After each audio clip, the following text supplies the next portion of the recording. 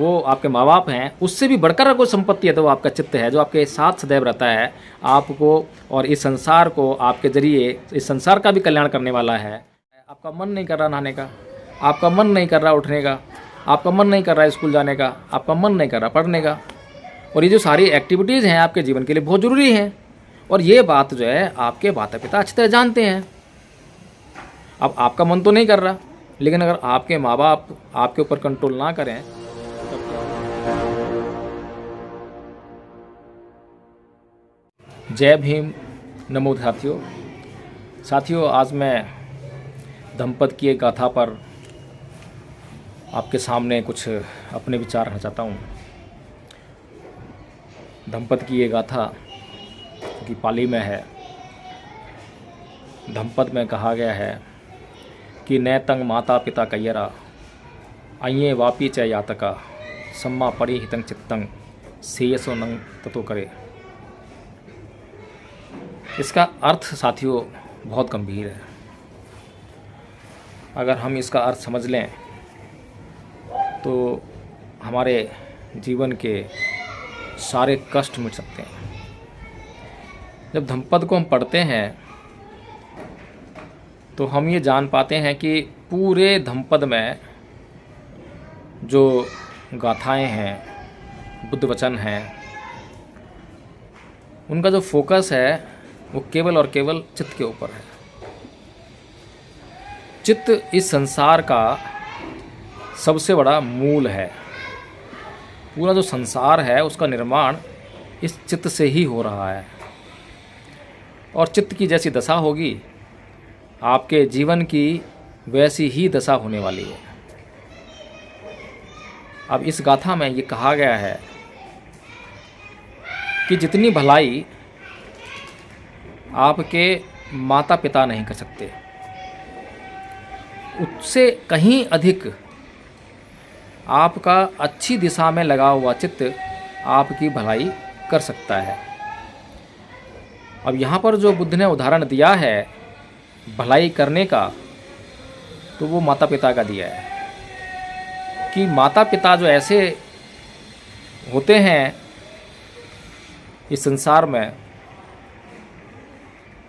कि वे किसी भी हालत में, किसी भी परिस्थिति में, चाहे कितना ही भारी संकट चाहे उनके ही जीवन पर क्यों ना आ पड़ा हो, वे तब भी वे हमारी बुराई कभी नहीं करते। बुराई मतलब कि जो हमारा अहित करने वाली बातें हों वो कभी नहीं करते। चाहे हम अपने माता पिता को लाख कष्ट पहुंचा रहे हों, लेकिन जैसे ही हमें चोट पहुंचती है, हमें नुकसान पहुंचता है, हमारा जीवन संकट में होता है, तो माता पिता का दिल एकदम रो पड़ता है।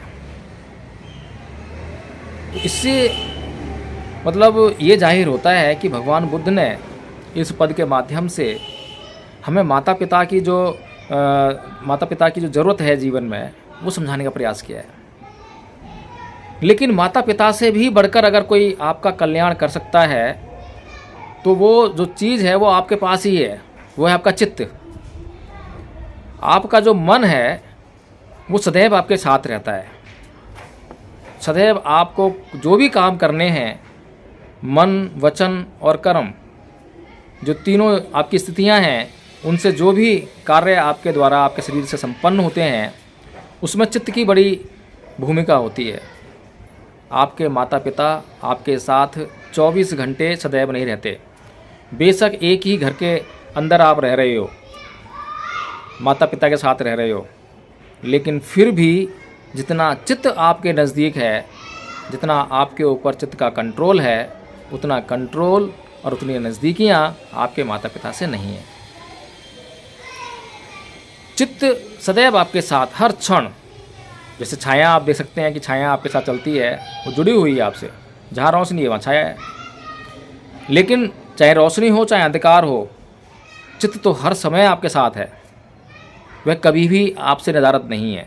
जब तक आपका जीवन है, जब तक वो आपको चाहे सही दिशा में चाहे गलत दिशा में वो आपको गाइड करता रहेगा। तो अच्छी दिशा में लगा हुआ चित्त, ये बहुत ज़रूरी है समझने के लिए कि अच्छी दिशा में लगा हुआ चित्त क्या होता है। बच्चा पैदा होता है, और बचपन से ही उसके माँ बाप, उसके परिजन, उसके शुभचिंतक लोग जो होते हैं, उसके सगे रिश्तेदार, सगे संबंधी, ये सभी लोग जो हैं उसके कल्याण की बातें सोचते हैं। और जब भी जिसको मौका मिलता है और जब भी कोई व्यक्ति आपके भीतर कोई बुराई देखता है तो तुरंत टोकते हैं। और उनके पास अगर आपके मार्गदर्शन के लिए कोई अच्छी बात होती है तो वो आपको तुरंत बताते हैं। जैसे कि आप स्कूल जाएंगे, अगर आपका स्कूल जाने का मन नहीं कर रहा है और आपको आपके माँ बाप ने देखा कि आप स्कूल नहीं जा रहे हो, आप सुबह स्नान नहीं कर रहे हो, आप सुबह वॉशरूम नहीं गए हो, आपकी दिनचर्या में खोट हो गई है, आप जल्दी नहीं उठ रहे हो, तो वे लोग चिंतित हो जाते हैं।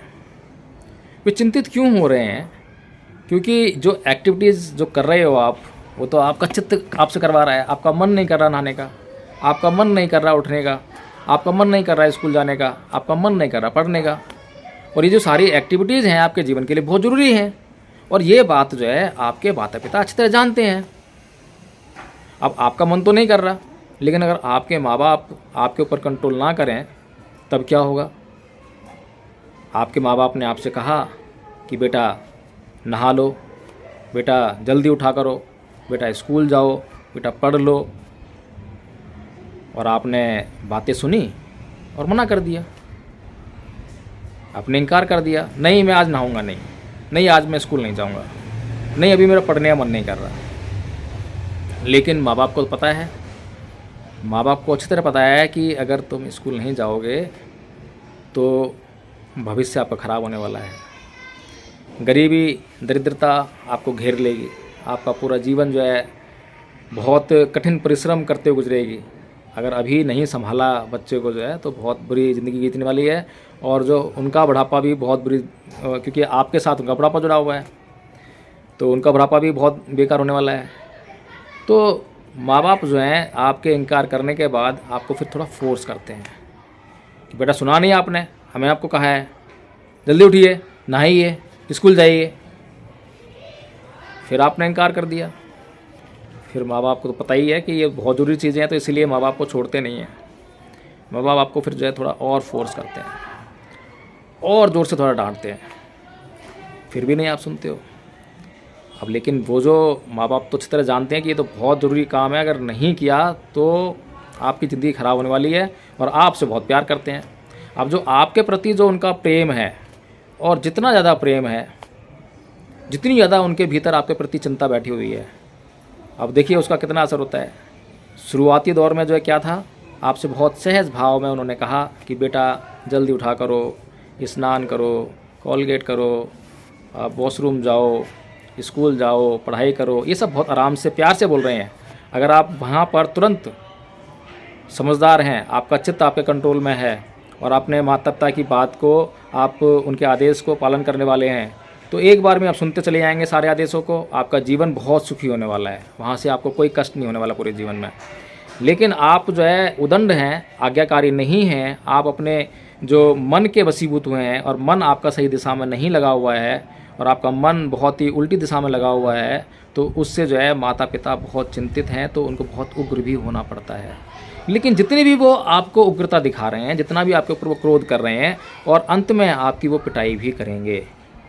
आपकी पिटाई करने तक, जब तक कि आप उन ज़रूरी कामों को करने में नहीं लगते हो, जब तक उन ज़रूरी कामों को आप जो संपादित नहीं कर लेते हो, तब तक माता पिता जो भी कर रहे हैं सब आपकी भलाई में लगा हुआ है, सब आपकी भलाई में है। लेकिन ये विडम्बना है कि माता पिता तो अपना पूरा जीवन भर जो है आपके भले के लिए सोचते रहते हैं। उन्हें कुछ तो पता ही है आपके भले के लिए, सारी चीज़ें नहीं पता है। आपकी एजुकेशन के बारे में वो नहीं जानते हैं कि what you are studying in your school और in your books, in your syllabus. They don't know about your syllabus. वो आपके सिलेबस के बारे में नहीं जानते हैं, आपके विषयों के बारे में नहीं जानते हैं, लेकिन वो इतना ज़रूर जानते हैं कि आपको पढ़ना चाहिए। आपका पढ़ने से ही भला होगा, आपके एग्ज़ाम में नंबर अच्छे आने चाहिए, एग्ज़ाम में नंबर आने से ही भला होगा। जो स्कूल में आप पढ़कर आ रहे हैं, वो जो ज्ञान लेकर आ रहे हैं, वो हो सकता है कि आपके माता पिता के पास ना हो, लेकिन जो उनके पास ज्ञान है वो आपके लिए इतना महत्वपूर्ण है कि आप उस ज्ञान के जरिए आप अपने जीवन की ऊंचाइयों को छुएंगे, आप अपने जीवन में सफल होने वाले हैं।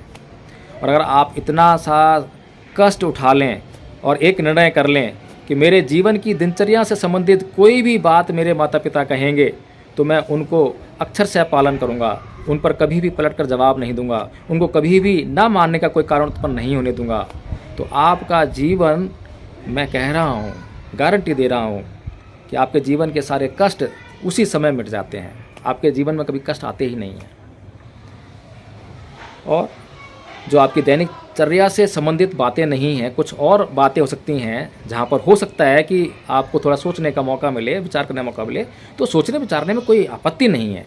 आपको ऐसा लगता है कि माता पिता जो कह रहे हैं, जो डिसीजन दे रहे हैं, जो डिसीजन उनका है, वो कुछ हद तक तर्कसंगत नहीं है, आपकी बुद्धि को जचता नहीं है, तो वहाँ भी आपको जो है उनका एकदम से जो है, ऐसा नहीं है कि आप बिल्कुल इनकार कर दें। उन्होंने कहा बेटा ये करना है, आप बिल्कुल इनकार कर दें, नहीं करना, बहुत गलत हो जाएगा। क्योंकि आपके माता पिता का आपके ऊपर वो एहसान है जो इस दुनिया में कोई नहीं करता।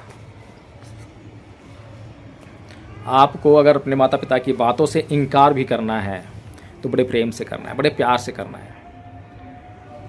आपके अंदर इतनी विनम्रता होनी चाहिए कि आपकी गलत बात तक को स्वीकार करने के लिए आपके माँ बाप राजी हो जाए, और हो जाते हैं। अक्सर माँ बाप जो है, क्योंकि आपके प्रेम में पड़े हुए हैं, आपसे जुड़े हुए हैं, तो आपकी बहुत सारी गलत बातों को भी वे स्वीकार करते हैं, बहुत गलतियों को माफ़ भी करते हैं। लेकिन कम से कम हमें ये सोचना चाहिए कि अगर कोई बात नहीं मानने से आपके जीवन में कोई कष्ट आया, फिर दोबारा वही बात माँ बाप कह रहे हैं और आपके जीवन में फिर दोबारा वही कष्ट आ रहा है, आप कितनी बार आप अपने माँ बाप को इनकार करोगे? और अगर आप इतनी बार अपने माँ बाप को इनकार करते हो, इतनी बार कष्ट झेलते हो, तो इसका मतलब ये है कि आपका चित्त जो है आपके कंट्रोल में नहीं है, आपका मन आपके कंट्रोल में नहीं है, वो गलत दिशा में लगा हुआ है। तो इसीलिए तथागत बुद्ध इस पद के माध्यम से नैतंग माता पिता कैयरा आइए वापी चय आतका सम्मापणी हितंग चित्तंग से सुनंग ततो करे, इस पद के माध्यम से आपको ये समझाने का प्रयास कर रहे हैं कि अगर आपका चित्त सही दिशा में लगा हुआ है, आप स्वयं से सुबह जल्दी उठ जाते हैं, आप स्वयं से स्नान करते हैं, आप स्वयं से स्कूल जाते हैं, आप स्वयं से पढ़ने लगते हैं, सारे काम अगर आपका चित्त के हिसाब से, आपका चित्त अच्छी दिशा में लगा हुआ है, सारे काम आपको करने के लिए कह रहा है, आप सारे काम संपादित कर रहे हैं, तो फिर आपके माता पिता को कुछ करने की, कुछ कहने की ज़रूरत ही नहीं पड़ेगी। तो बड़ा कौन हुआ? आपका चित्त, आपके माँ बाप जो इस दुनिया में सबसे बड़े हैं, आपके लिए सबसे ज़्यादा मूल्यवान जो संपत्ति है वो आपके माँ बाप हैं, उससे भी बढ़कर कोई संपत्ति है तो वो आपका चित्त है, जो आपके साथ सदैव रहता है, आपको और इस संसार को आपके ज़रिए इस संसार का भी कल्याण करने वाला है। तो इसीलिए ये बुद्ध ने बहुत ही महत्वपूर्ण गाथा कही। तो साथियों, मैं समझता हूँ कि इस गाथा के माध्यम से आपका बहुत अच्छा मार्गदर्शन हुआ होगा, और मैं उम्मीद करता हूँ कि इसके माध्यम से आप खुद समझ के इसको जो है अब और लोगों को ये समझाने का प्रयास करेंगे, और बुद्ध के जो संदेश हैं इस दुनिया में फैलने चाहिए, ऐसी मैं कामना करता हूँ। जय भीम, नमो बुद्धाय।